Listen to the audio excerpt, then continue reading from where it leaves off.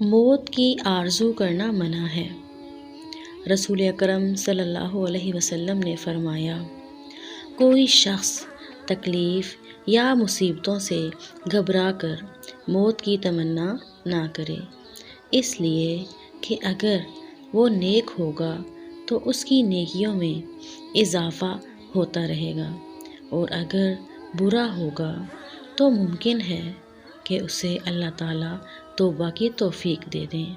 لہٰذا جب زندگی اجیرن ہو جائے تو یہ دعا مانگنی چاہیے، اللہم احیینی ما کانت الحیاۃ خیرا لی وتوفنی اذا کانت الوفاۃ خیرا لی۔